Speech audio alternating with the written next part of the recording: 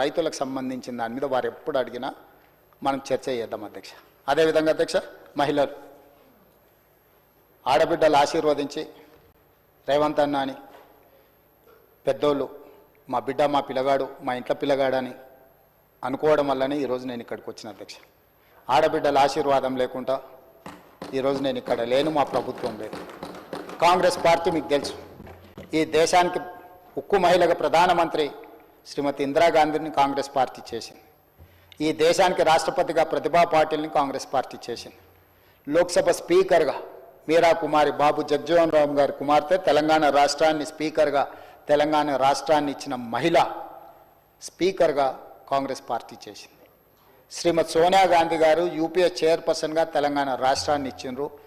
వారు సుదీర్ఘకాలం కాంగ్రెస్ పార్టీ అధ్యక్షురాలుగా పనిచేసిండ్రు. మహిళా నాయకత్వాన్ని ఆమోదిస్తూనే మహిళల యొక్క సాధికారికత కోసం మేము నిరంతరం ప్రయాణం చేస్తూనే ఉన్నాం అధ్యక్ష. మహిళల గురించి ఏ రోజు కూడా మేము వాళ్ళలాగా తక్కువ అంచనా వేయలేదు అధ్యక్ష. మొదటి 5 సంవత్సరాలు మంత్రివర్గంలో మంత్రి ఇవ్వలేదు.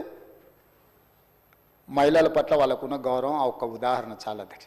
అందుకే కాంగ్రెస్ పార్టీ అధికారంలోకి వచ్చిన మరుక్షణం 7 తారీఖు నాడు మేము బాధ్యత తీసుకుంటే 9 తారీఖు నాడు ఇదే శాసనసభ ప్రాంగణంలో ఆలస్యం చేయొద్దన్న ఆలోచనతోటి మహాలక్ష్మి పథకం ద్వారా ఆర్టీసీలో రాష్ట్ర నలుమూలలు ఎక్కడికైనా వెళ్ళొచ్చు.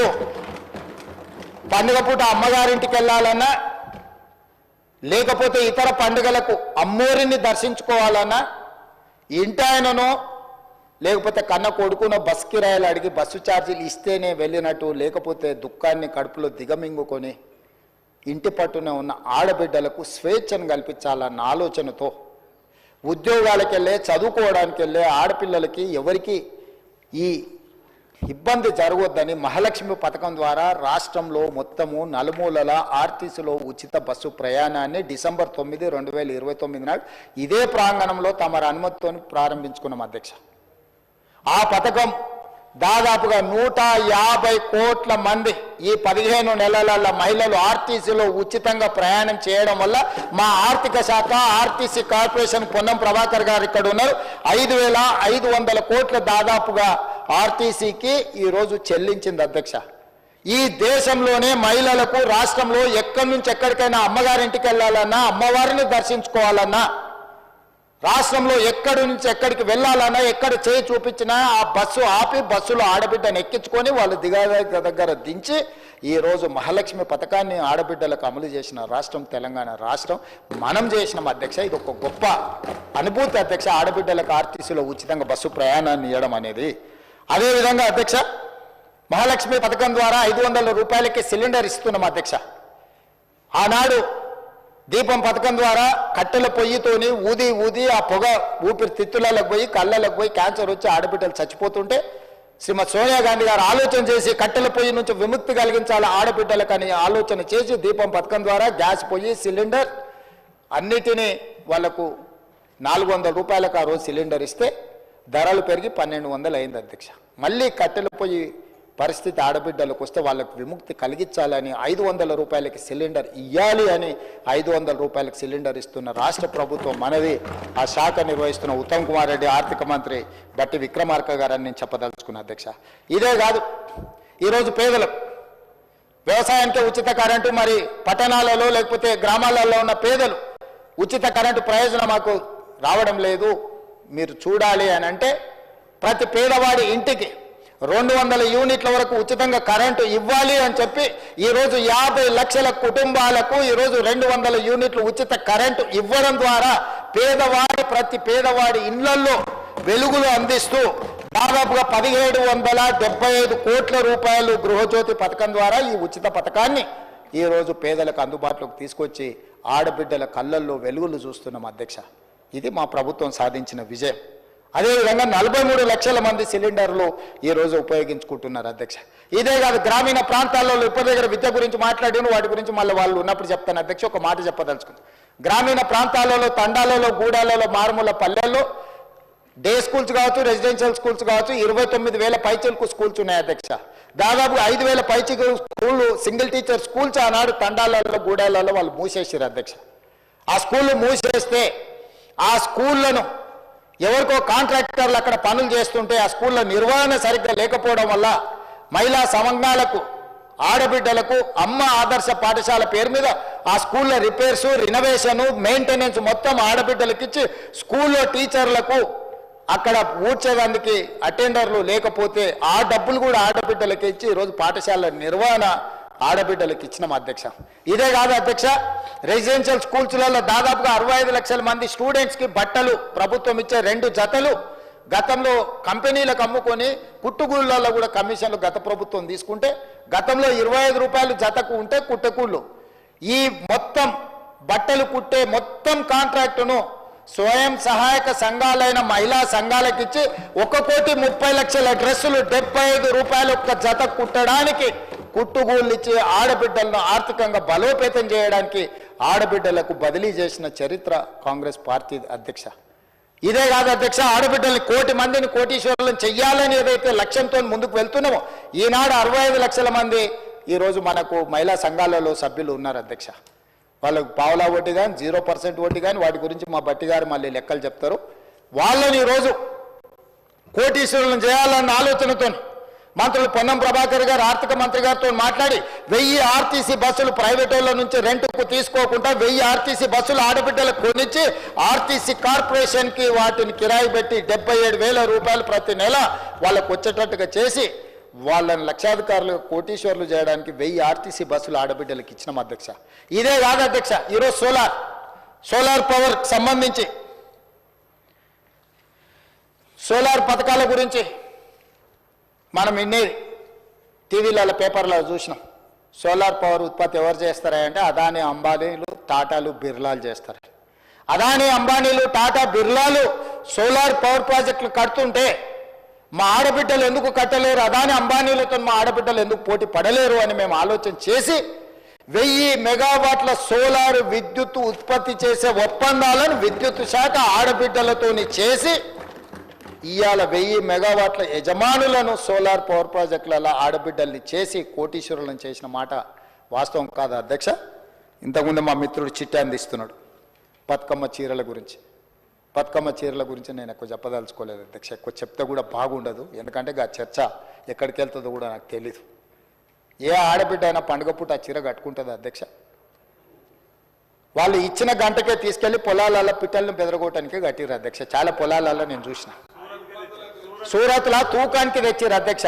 6.5 మీటర్లు చీర ఉంటే 1/2 మీటర్ దండి కొట్టి 6 మీటర్లు చేసి అందులో కూడా కోతలో తూకంలో దండి కొట్టి కమిషన్లు మింగి బతుకమ్మ చీరల పేరు మీదుగా దోపిడీకి పాల్పడితే వస్తేనే బతుకమ్మ చీరల్ని రద్దు చేసి 65 లక్షల మంది స్వయం సహాయక సంఘాలకు 1 చీర కాదు 2 చీరలు మంచి చీరలు కట్టుకునే చీరలు ఉండాలని చేనేత కార్మికులకు కాంట్రాక్ట్ ఇచ్చి పండుగ పూట సారే చీర మన ఇంటికి ఆడబిడ్డ వస్తే ఎట్లా పెడతామో అంత మంచి చీరల్ని ఈరోజు ఆడబిడ్డలకు ఇచ్చి మీ సోదరుడు ఉన్నాడు ఈ రాష్ట్ర ముఖ్యమంత్రిగా, మీ ప్రభుత్వం ఉన్నది, మీరు పండుగ పూట కట్టుకునే చీరలు అని చెప్పి ప్రతి ఆడబిడ్డకు 2 చీరలు 2 జతల బట్టలు ప్రతి సంవత్సరం ఇవ్వడానికి 1,30,00,000 చీరలు చేనేత కార్మికులకు ఆర్డర్ ఇచ్చి ఆడబిడ్డల ఆత్మగౌరవం మన ప్రభుత్వం నిలబెట్టింది అధ్యక్ష. ఇది మాకు ఆడబిడ్డల పట్ల ఉన్న చిత్తశుద్ధి, నమ్మకము.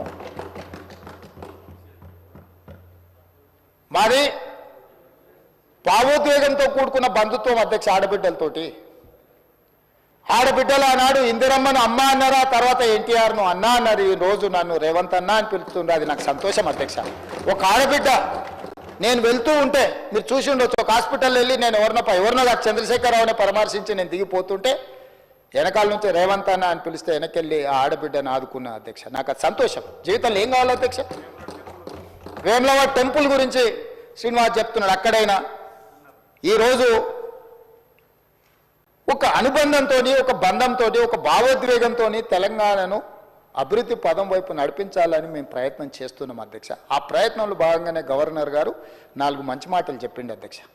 సాంప్రదాయాలను వారు గౌరవించినప్పుడు ఆ సాంప్రదాయాన్ని నిలబెట్టుకునే సంస్కృతి తెలంగాణ ప్రతినిధులమని చెప్పుకునే ఆ పార్టీకి, ఆ నాయకత్వానికి లేదా అధ్యక్ష? ఈ రకంగా ఇట్లా వ్యవహరిస్తే ఇది తెలంగాణకి మేలు చేస్తుందా? ఈ తెలంగాణ సమాజం వీటిని గమనిస్తలేరు అని అనుకుంటున్నారా అధ్యక్ష వీళ్ళందరని నేను అడుగుతున్నా అధ్యక్ష. అధ్యక్ష ఈరోజు ఈ తెలంగాణ ఉద్యమంలో మహిళలు లేరా అధ్యక్ష? వీరనారుల స్ఫూర్తి లేదా? చాకలి ఐలమ్మ స్ఫూర్తి లేదా? సమ్మక్క సారలమ్మ స్ఫూర్తి లేదా? రాణి రుద్రమ్మ స్ఫూర్తి లేదా? ఈ తెలంగాణ ప్రాంతానికి ఆడబిడ్డలు నాయకత్వం వహించలేదా? ఒక్క మహిళా కళాశాల ఉంటే దాన్ని గాలికి వదిలేస్తే యూనివర్సిటీ స్టేటస్ ఇవ్వకుండా పార్టీ సొంత నాయకులకు యూనివర్సిటీలు ఇచ్చుకున్నారు, కానీ మహిళలకు యూనివర్సిటీ జీవో ఇచ్చి దాన్ని బిల్లు చేయకుండా చట్టం చేయకుండా వదిలేస్తే నా దగ్గర ఉన్న విద్యాశాఖ మిత్రులందరిని అడిగి క్యాబినెట్లు ఆమోదించి యూనివర్సిటీ స్టేటస్ ఇవ్వడమే కాకుండా వీరనారి చాకలి ఐలమ్మ పేరు పెట్టి దానికి అవసరమైన 550 కోట్ల రూపాయల నిధులు ఇచ్చి మహిళా దినోత్సవం రోజు ఆడబిడ్డలకు అంకితం చేసిన మాట నిజం కాదా అధ్యక్ష? ఇది మా చిత్తశుద్ధికి మారుపేరు కాదా? ఆడబిడ్డలు చదువుకుంటే బాగుపడతారు, చదువుకోవాలి. ఆడబిడ్డలు చదివే మన కుటుంబాలలో వెలుగులు తీసుకొస్తుంది అని మేము సంపూర్ణంగా విశ్వసిస్తున్నాం. కాబట్టి ఆడబిడ్డల్ని చదివించాలి, ఆడబిడ్డల్ని వ్యాపారంలో రాణించాలి. ఆడబిడ్డల చేతుల్లో 4 రూపాయలు ఉన్నప్పుడే ఆ కుటుంబం బాగుంటుంది అన్న ఆలోచనతోని ఆడబిడ్డల కోసం పనిచేస్తున్న ప్రభుత్వం మాది అధ్యక్ష. భవిష్యత్తులో ఇంకా చాలా ప్రణాళికలు ఉన్నాయి అధ్యక్ష ఆడబిడ్డల కోసం. భవిష్యత్తులో చెప్తాం అధ్యక్ష మా ఆర్థిక మంత్రి గారి అనుమతితోటి.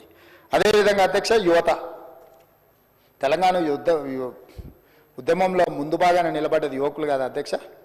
విద్యార్థులు నిరుద్యోగ యువకులు లక్షలాది మంది తెలంగాణ ఉద్యమంలో పాల్గొనలేదు అధ్యక్ష. ఒకనాడు పాల్వంచలో ఒక బంట్రోతు ఉద్యోగం కోసం మొదలైన 69 తెలంగాణ మొదటి ఉద్యమం, ఈనాడు తెలంగాణ రాష్ట్రాన్ని సాధించడం జరిగిన ఉద్యమం యువకుల ఉద్యమం, నిరుద్యోగ ఉద్యమం, ఉద్యోగ సాధనలో జరిగిన పోరాటాలు అమరులు అధ్యక్ష.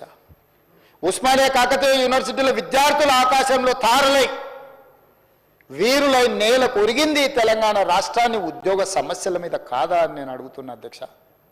ఓ శ్రీకాంతాచారి, ఓ ఈశాన్ రెడ్డి, ఓ వేణుగోపాల్ రెడ్డి, ఓ కానిస్టేబుల్ కిష్టయ్య నేల కొరిగింది, రక్తం చిందించింది ఈ నిరుద్యోగ సమస్య కోసం కాదా అధ్యక్ష?